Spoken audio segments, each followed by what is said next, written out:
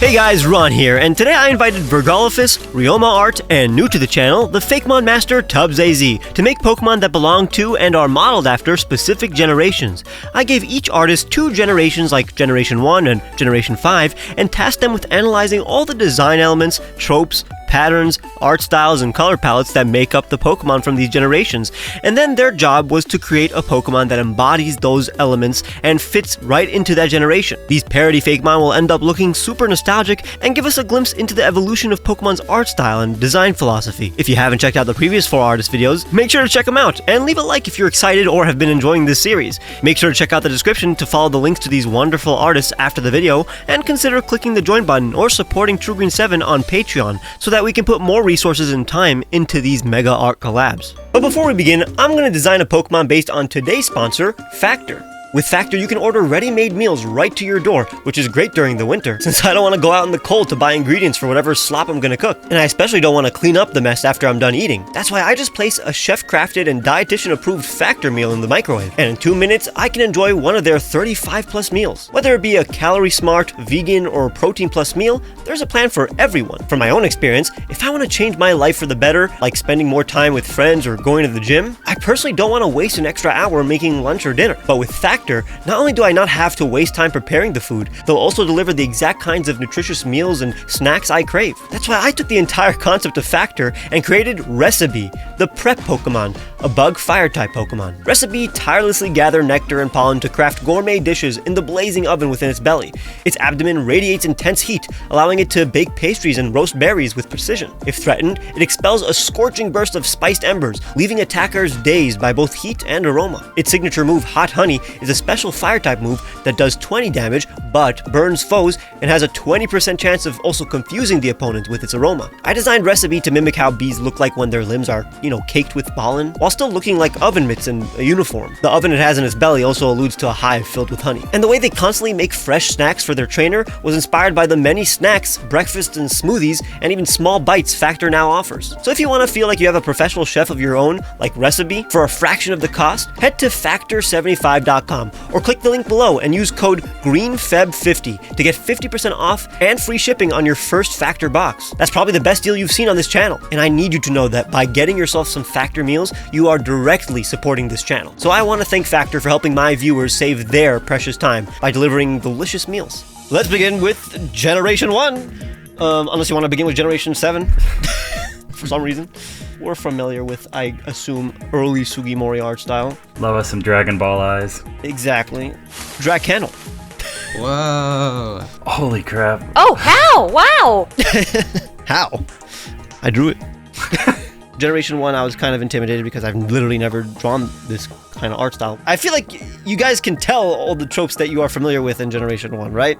Yeah. Yeah. It's super faithful. Animal turned into a dinosaur type creature. Oh man, I'm just looking at the rendering. This is phenomenal. Thank you. I mean, it was actually fun because it's kind of loose. You don't really have to any mistake in a Generation 1 design. You can leave it because he was basically using actual traditional pens or whatever. So exactly, vague animal turned into a kaiju. Most of the designs were kaiju-like monsters before they added other artists like Atsuko Nishida and stuff to do cuter mons and stuff like that. You could probably recognize so many different elements from other Pokemon that are so iconic by now. There's so many cat ear Pokemon. Almost every Pokemon has a horn or something. A lot of the big ones have some kind of arbitrary armor, padding somewhere in the body. And the triangle eye is obviously the very iconic. Way more fangs than the average generation. Even Lapras. Mm-hmm. I was thinking about maybe doing a poison type, but then it would literally just be a Nidoking or something like that, right? Even the cute Pokemon have this beige cream underbelly. Mm-hmm. And then finally, I guess the nub toes. A lot of Pokemon have nub toes in Generation 1. Yeah. Correct me if I'm wrong. Is this an adaptation of one of the Pokemon generation in under a minute Pokemon? Oh, yeah. Exactly. I love you. Yes. Real true fan right here. So I did a video recently where I made a whole generation very quickly in an hour, and this was the pseudo legendary. So I'm like, all right, because I already thought it kind of looked Gen 1 a little bit because it's very squished in a box. It's so interesting seeing all these design elements that are you recognize every single design element, and it's oh, it looks like from this Pokemon, but every Pokemon in Gen 1 just takes design elements from each other. I think if you grayscale Rhydon and Nidoking, they look very similar. Exactly. I mean, it was literally Nidoking, Rhydon, Kangaskhan. And then at least as the base, and then so many Pokemon again have that kind of feet, have those kind of ears, have those kind of horns, have those eyes. It's like even Arcanine in the face, kind of, because it's the dog. Oh yeah, you're right. Yeah, I'll definitely have to take a crack at the art style at some point because that looks amazing. It looks like it'd be so much fun to give a shot. Literally why I made the video. Makes sense. Makes I sense. think because I wanted to do the Gen 1. I really do like this. I love how spiky it is. I love that this is so very Gen 1. I thought that you were referencing the weird statues in every single gym. Yeah, so actually that's hilarious. That was my first attempt like 5 years ago. Or maybe even 6-7 years ago, I made a video where I turned like the various like statues or like pieces of art in the games that look like Pokemon into Pokemon. So for example, like the dragon statues in Generation 1. Was this ever uploaded? Because I remember you did a video where you turned the dragons from black and white, I want to say, the Elite Four into Pokemon? Yeah, I did. It was part of the Oh same yeah, video. I've seen this I guy. remember this guy. It was about 5 years ago. So like, that was I guess my first attempt to like do something that looks like an amalgamation of Gen 1 tropes, right?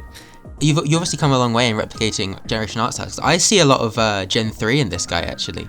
It's leaf Yeah. green. It's fire red and leaf green. Yeah, it does definitely. look like that. It looks like it honestly, that older one leans more towards like the Snorlax, Venusaur, and Dragonite True. side of Gen 1. The point is, it's very fun just doing a vague Gen 1 Pokemon. I had a is. good time. Absolutely, yeah. I gave it actual like Gen 1 stats, like it doesn't have special attack and special defense Oh.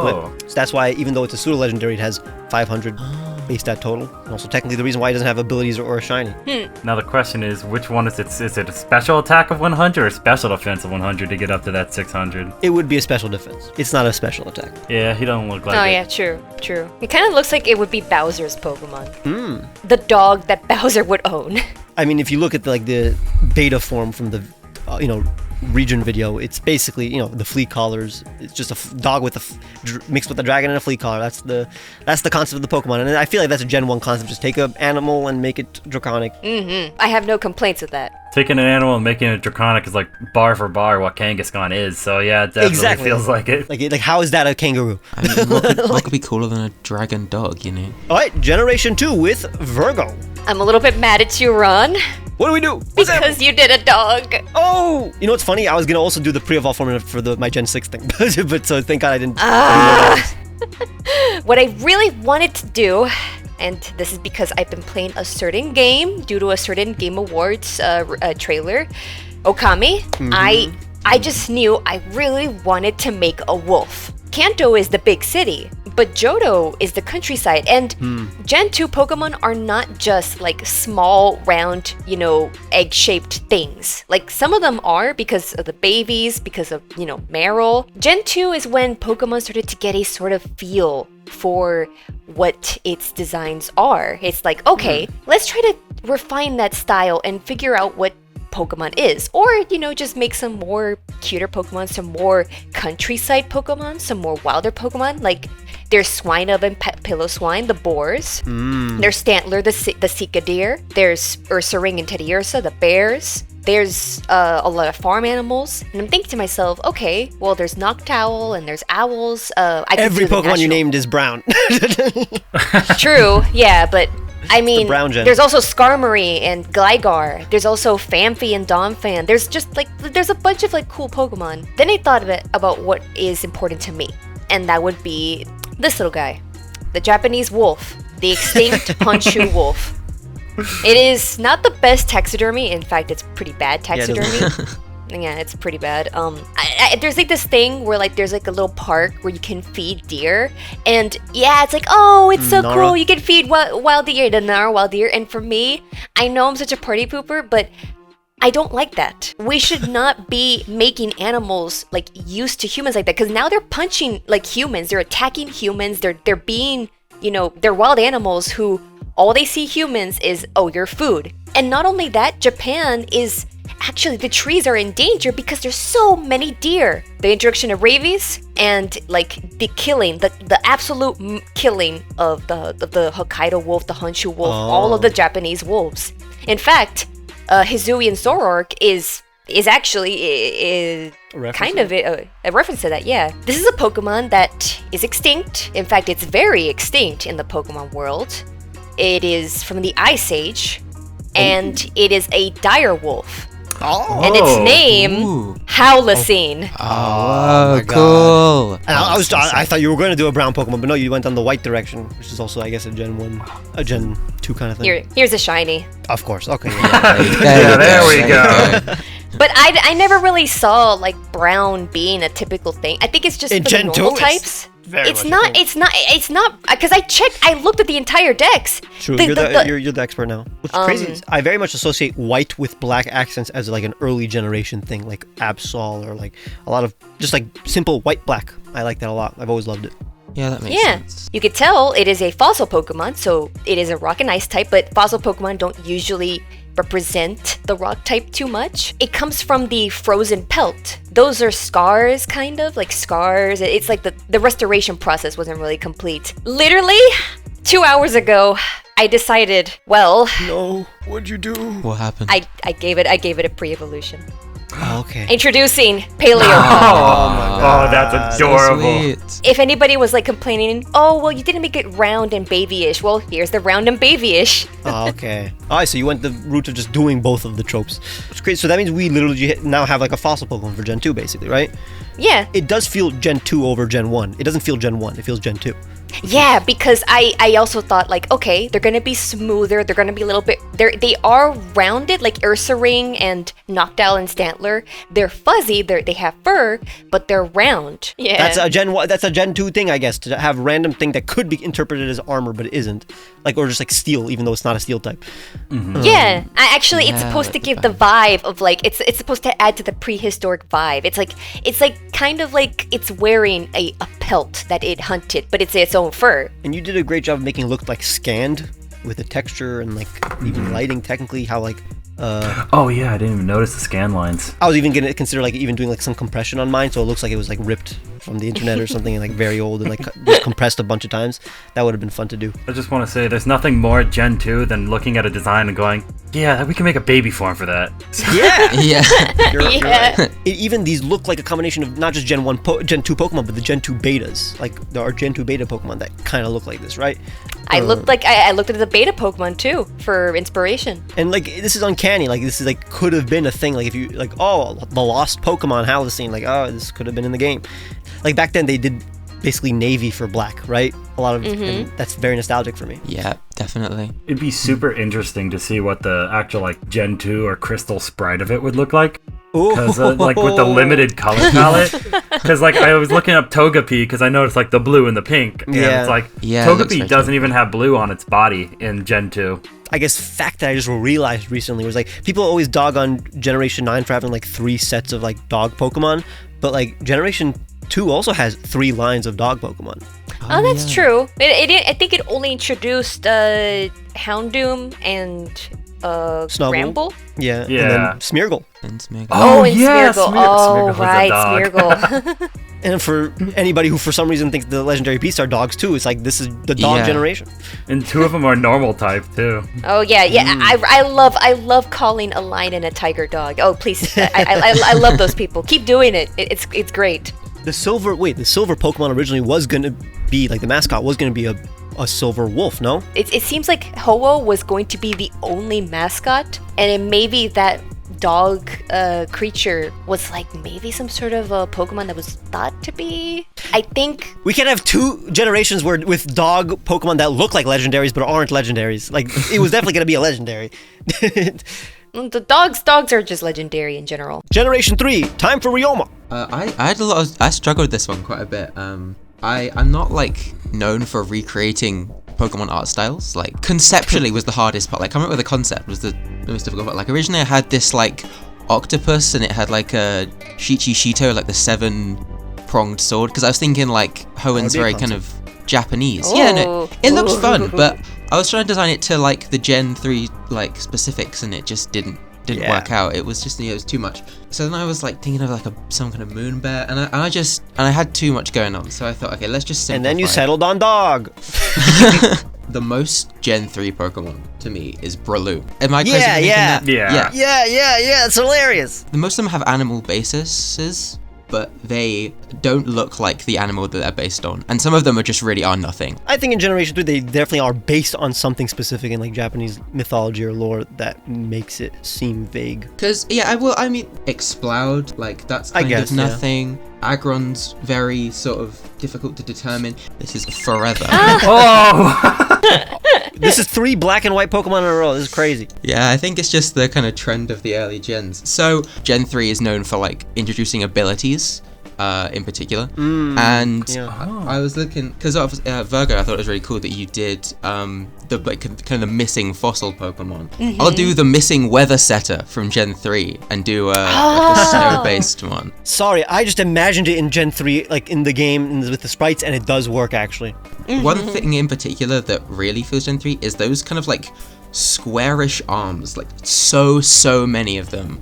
You're right. If you look, they have those sort of like flipper rectangle arms, and they're really odd, strange patterns like rings and like zigzags, and everything's very segmented. Yeah, the patterns is most important. Yeah, they getting always the have patterns. something on them. Like they look like they have fur still. They're not quite as streamlined as they get in the later generations. The shading of the fur very much is a Gen 3 thing. Like I've lately just been implementing that with like, I don't know how you do it, but I literally just take a tool that like smears it. Like instead of like erasing.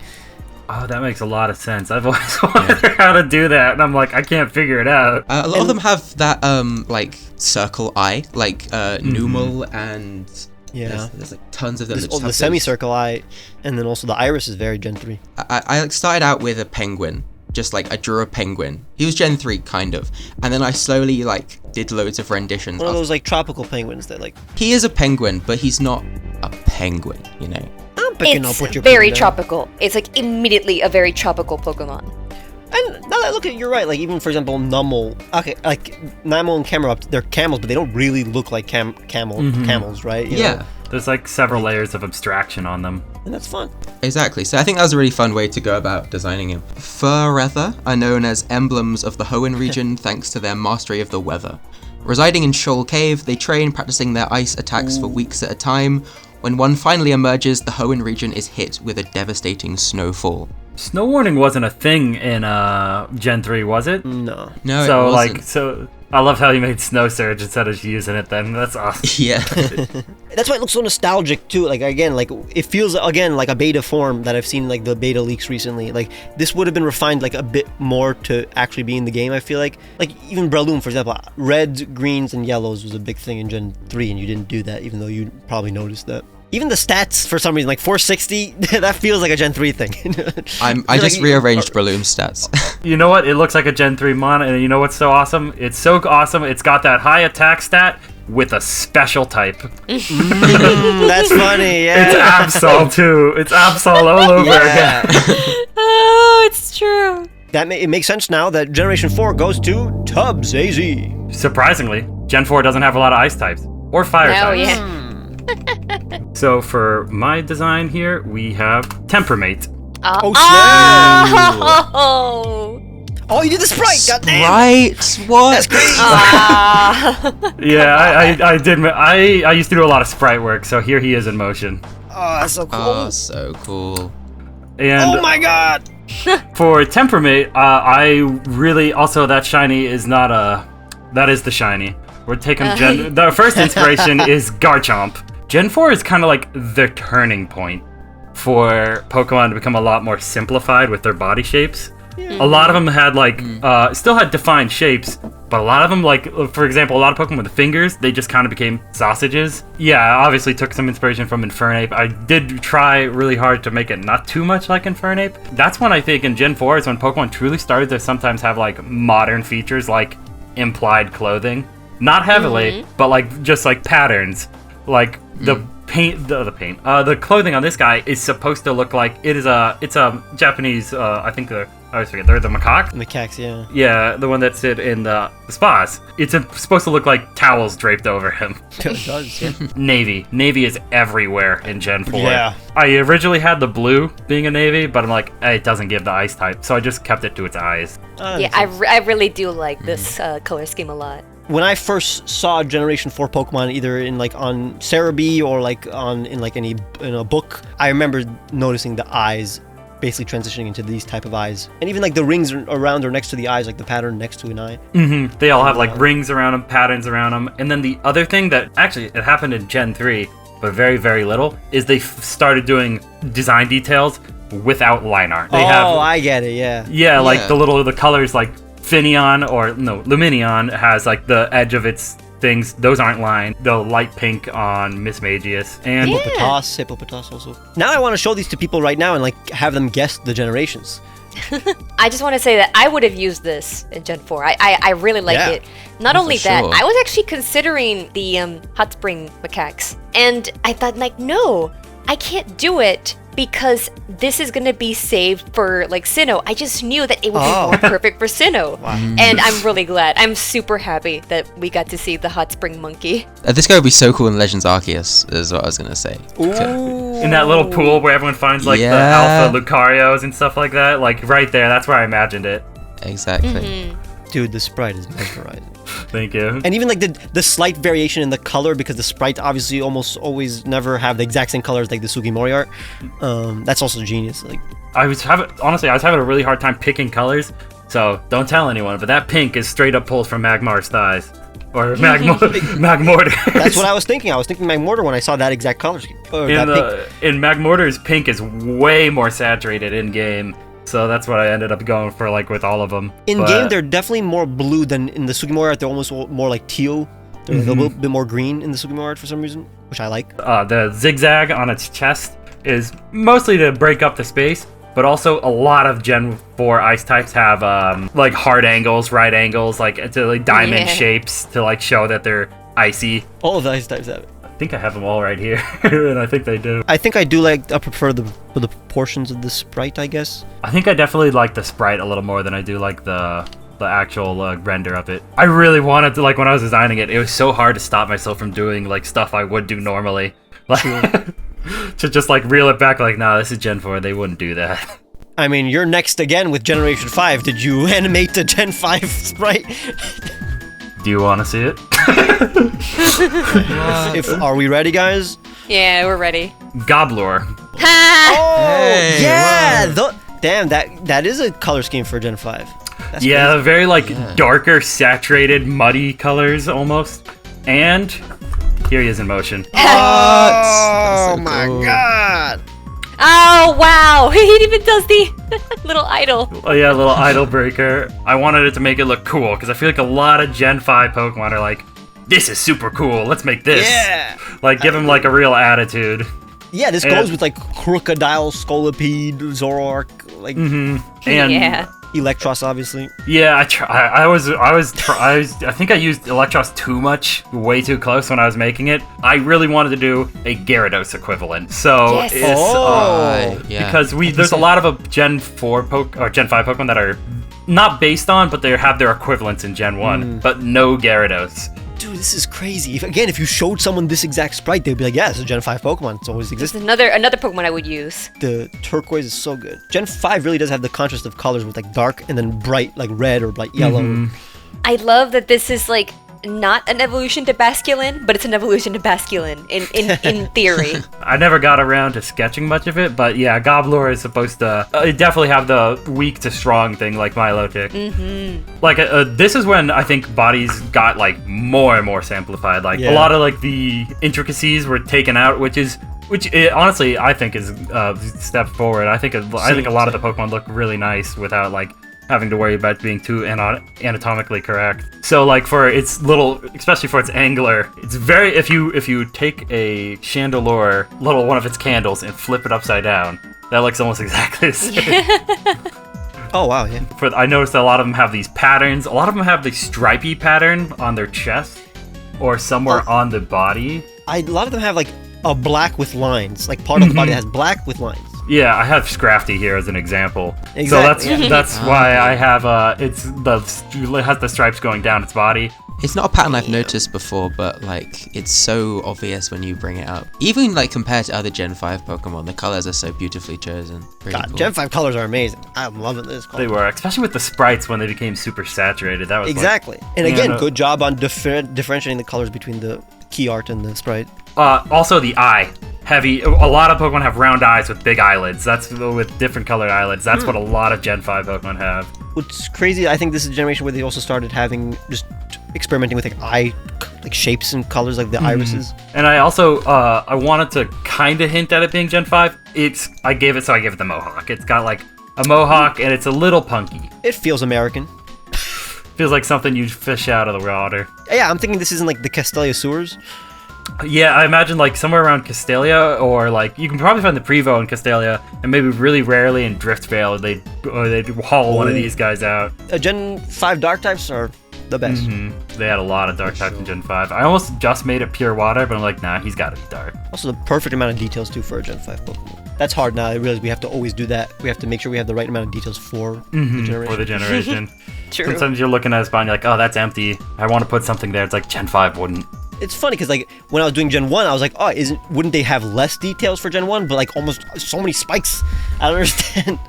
But this is crazy. This is very nostalgic. This is like so like I actually feel nostalgia. Time for Gen 6 with my turn Yes. again. Yay! Now don't expect me to do a 3D model for mine. I had the lucky of being just a sprites, and that's something I'm capable of. I mean, Gen 6, that's when it basically, I feel like I always draw in Gen 6 style, kinda. That's what like I do. So I literally didn't do anything different. It's literally, I didn't do anything. Certified Ronmon! But the Pokemon I did 100% makes sense in Kalos. The concept also, like, again, so in Kalos, there were two different, I guess, tropes that I found, which is basically just regular Pokemon. Like, that's when just Pokemon became normal. That's just Pokemon, like normal Pokemon, like a Malamar to a Yippee. Go-Go to a starter Pokemon.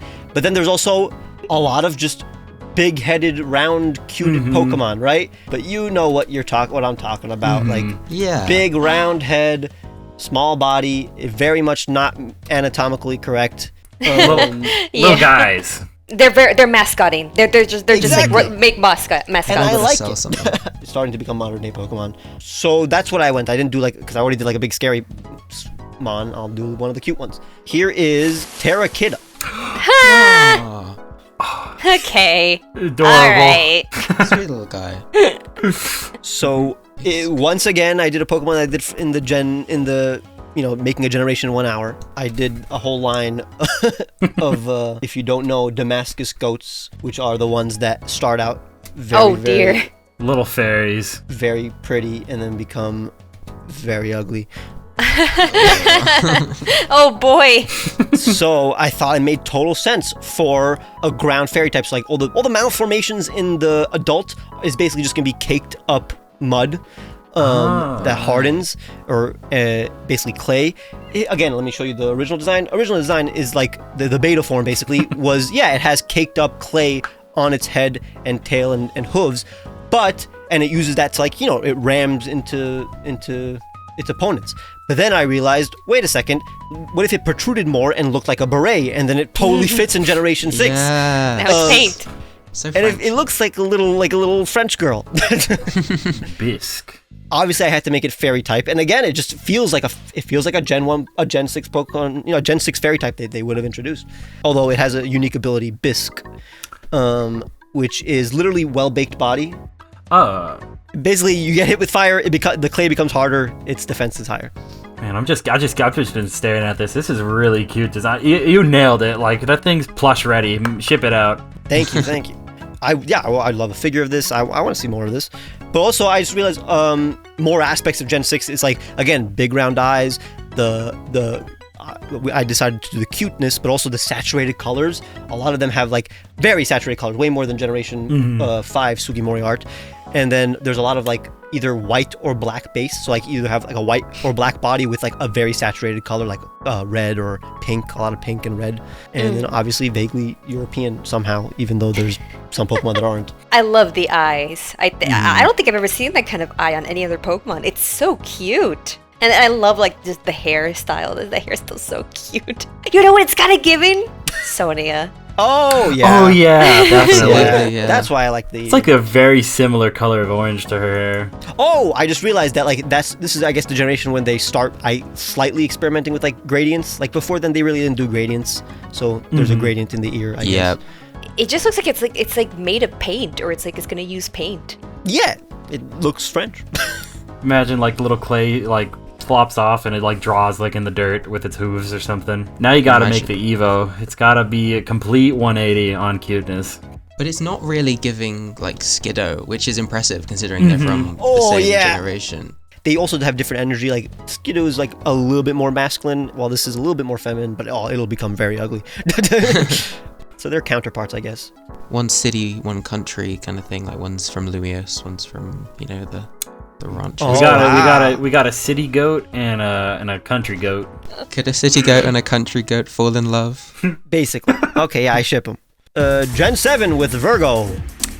Okay, so I just realized talking to you all that I did not look at the Alola decks once, and I didn't even have to.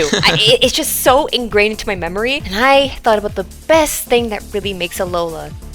What if we put a bunch of adult jokes in the Pokemon that will fly over kids' heads, but it's so funny for us? What? It flew over my head then. Yeah, mine too. Okay, first of all, Serena, Oh, yeah, okay. Yeah, no, there is who a has Power I'm seeing Whip, the vision. Power Whip, Serena, Punishment, Salazzle, Stomp, Pheromosa. evolves by learning Stomp. Okay, never mind, yeah. There's Salazzle. She learns Double Slap, has We're a stupid. reverse harem of Salandits. Literally, like treats them like she's above all of them because she's like the queen. Pheromosa is also a queen. Oh Who's my like, God. I'm not even going to touch you. Oh my god. Buzzwole. Buzzwole's I'm seeing it. Buzzwell's awesome. Naganado. No, wait a minute. We're going too far here. And then I thought about the starters, who are they're very human-like, and I kind of know why. It feels like the starter Pokemon are the most domestic Pokemon. They're the easiest to raise because they just become more human-ish. So I'm just gonna show you this animal, and then I want you to tell me what it is. The Man of War. Manowar. Yep, it's a Portuguese man of war. Now I want you to tell me. We can make it hot. Well, this is a femme fatale.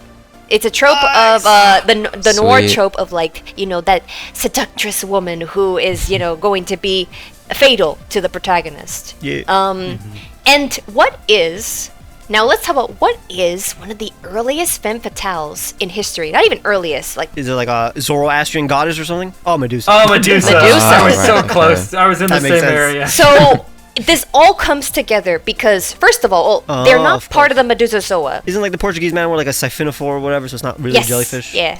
It's like the thing about that is that it is a group of different animals. Exactly, which makes sense with Medusa. It all comes together. Oh, so this is definitely Loxton Gen 7 basically video. Loxton's back. And her name, a name that I stole from the Powerpuff Girls. Sorry, Powerpuff Girls, but it's too good. Her name is Sinusa. Crap. Oh, that is gorgeous. The sun hat is beautiful. Oh wow. Oh my god. Oh wow, the colors, Wow. the contrast.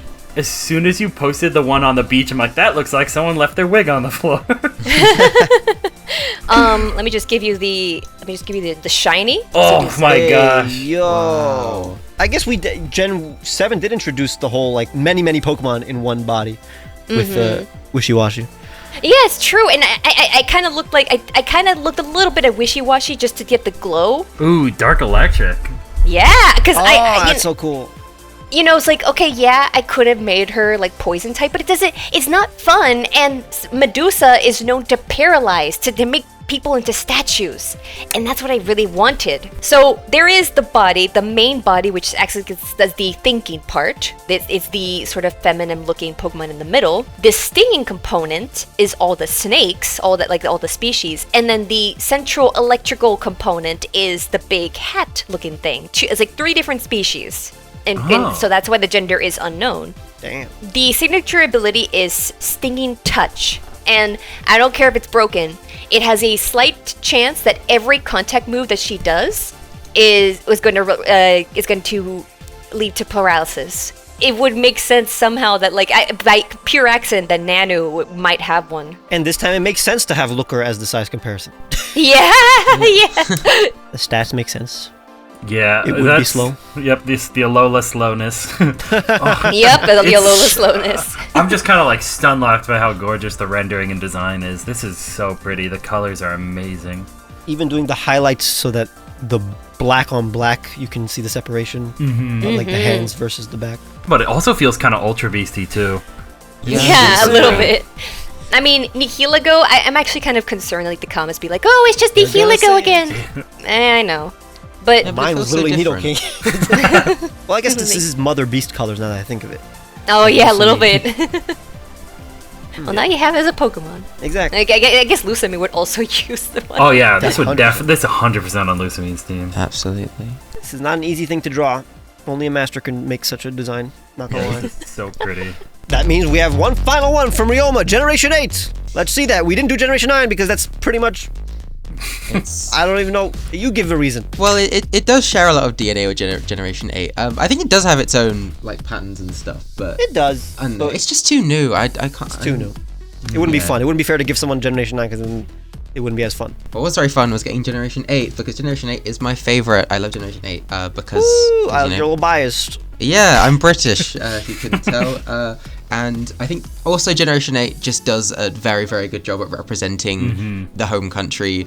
Would it be crazy to say better than most other generations? In terms of other stuff, I mean, when you get into Generation 8, you can kind of do whatever. Like, they're so varied at this point. I think the things I found mostly were that Generation 8 is very silly. There's a lot of silly little guys, and they've some of them even like the more normal ones have silly faces, like Barrascuda's little stupid mouth, like. And Ron, you mentioned, I guess I could get to this later, but you mentioned gradients. I think a lot of Generation 8 does gradient stuff like Hatterene, Yeah, 100%. Appleton, and Dragapult. They do gradients quite a lot. I mean, the starters this generation definitely got a lot of flack for being human. Like, they are people. And I didn't quite go... and I love it, but I didn't quite go as human as them because I wanted to represent the whole generation. But I did do what is supposed to be a starter. Okay, so Oh. I decided I'll pick a British animal, so I'm going to do an otter. Otters are cool, and Ooh. Otters are British? yeah, we got There's otters over in- here in England? Well, yeah. It's one otters. There's like there's so few like kind of interesting animals in the UK, so I guess like I feel otters are one of our more kind of fun things. Otters are one of the few animals to use tools, which I thought was a fun fact to base something off of. I mean, that's why I love Samurott. Kind of a little tinkerer otter, and he's like a train. So this is What? A train? That's not what I expected you to say. Yeah, otter train. What's so confusing? You never seen an otter train before? Oh wait, that actually makes sense. They do like hold on to each other as they drift. yeah this Hey is yo! Now that's a British Pokemon. yes. Wow. You can see a little bit of of like Galarian wheezing in there. I took a lot of Cinderace as well, obviously like Colossal with the train type of thing. A pillar of the Galarian railway service, Automaton represent their region's industries with their tinkering skills and steelworking abilities. Their bodies act as furnaces, drawing heat from their super reactive tails and shooting out of the chimney vents on their head. Oh, he's so goofy. I love the proportions. I love his arms being so way down. That's so. Yeah. It definitely gives off like the goofy Gen 8 feel. But it's crazy because I could see it. I could see it like near this train station as a Pokemon that's literally there, or the mascot because they had so many mascots, on the advertisements. for Exactly, Generation 8. yeah. This makes total sense there. Yeah. I think another thing Gen 8 does very well is go really in depth with the inspirations. Like stuff like Dragapult and true. Orbeetle is crazy. I Or couldn't they're quite so match smart that. for those Pokemon. Some of the most I genius love Pokemon. those so much. They're I know, so just good. like I did a concept art page for this guy because I loved him so much. I love concept art. Oh, So, yeah, Okay, now it looks. Oh wow! Wow. these Again, are so perfect. the concept art always is my favorite aspect of Mm-hmm. your presentations. Yeah, exactly. So like, just like most Generation 8 Pokemon, there's aspects to it that you only see in battle or when it's moving. exactly. Yeah. So you have to do it. So yeah, and you've got the little the tail is supposed to kind of look like a train. It's kind of it suggests it, and it's very Dragapult in that way, sort of kind of incorporeal like energy tail. And then it Dude, would like it with its thumbs up, that's literally, it would have been in an advertisement in like Motostoke. It's crazy. Yeah, 100%. I was hoping so to get it like cute. that. Yeah. I think the main thing with Generation 8 Pokemon is that they often feel a little bit like understated. Like they don't get quite as like big and crazy as other generations do, if you get what I mean. Like the Yeah. starters especially, they're quite like friendly. They're not like as crazy detailed, especially compared to Generation 7 starters. And that's because they were saving a lot of the details for the Gigantamax forms. Yeah. So Oh, this is a good finale. This is a finale right here. The big finish. there you go. Yeah. That's hilarious. So this was kind of a lot more of like a style to kind of emulate, because Generation 8 doesn't. I mean, there's True. like things in Generation 8 that you can replicate. I think the line art's a lot smoother. It's not quite as textured. And things like that, but it is quite similar to previous generations. But with Gigantamax forms, they're so new. There's got like such a there's always a cool concept behind them, and also like the way they're rendered is insanely difficult and infuriating to design. Yeah. That's why I never made but, one. Oh wait, I like- did one. Wow. Oh yeah, your I made like Sceptile, Gmax that was Sceptile, exactly. That one, it's obligatory, I guess. Yeah. So yeah, he's kind of doing like a roller coaster, big long train car kind of thing. He's funny, he's silly, and he's huge. You can see my little avatar down there on the Dex page. One of the few where you actually had to do also personality, and you nailed the personality of a Gen 8 mon, you know? I also wanted to point out, because I think you said you intended to be a starter, and I noticed that you followed the starter Gmax thing of the starter Yes. doesn't change in size, but Yeah. one aspect does, and that nailed it. Also, I'm just looking at this. This is so detailed. This is crazy. I guess Generation 8 felt like the first one where it's like second generation Game Freak employees making Pokemon. Yeah, for sure. I love Generation 8 Pokemon. I'm a big fan of the Dex. And stuff like the implied clothing as well, with the top hat and the kind of the suit. When any design aspect of a Pokemon can be interpreted two ways, so like again, like a smokestack or a hat, that's always my favorite. Yeah, and they're all employed too. Like, they've got little jobs. That's true. That's hilarious. Tragedy being a Gen 8 mon, working your job. Yeah, I mean it's a very industrialized region. You gotta work. Yeah, that's why you can send your Pokemon to work in the crazy. the center. Exactly. One of those designs I'd love to see in motion, like with a model. I feel like that would. I do think you did a really good job designing it with 3D in mind. I think that originally when a generation came out, I didn't like, but I mean now I accept it. It's like the tail, for example, how it literally comes out of the body. It's like in a square. Like there's a square. Like, Yeah. like hole. And to me, when I saw that first, like that doesn't feel like natural. Like an animal wouldn't have a square hole, you know, both in the front and in the back where the tail comes out. But it's like a lot of Generation 8 Pokemon do have that, where it's like an unnatural, almost like either they're a figure or a 3D model or like a toy that they look like toys. I guess a lot of them, like their body parts have inorganic shapes. This was such a fun, and again, I got feelings I don't nostalgia. When do I get that in a 4 artist Pokemon? Yeah, a little trip down memory lane. And I guess that also proves why we didn't do it, why we stopped at Generation 8, because I feel nostalgia for Generation 8 already. Why I don't for Generation 9. So this is the nostalgia video. Hope you felt it. If you did, comment below. This was a really solid video. I think this everyone's Pokemon was absolutely solid. We had a thesis. Like we had a thing that we were trying to do, and we did it, you know? It wasn't just make random Pokemon. Yeah. Everyone had a goal they were trying to achieve, and everyone achieved it. I think it's very satisfying. I love Pokemon. Me too. Bye. That's pretty cool. Bye.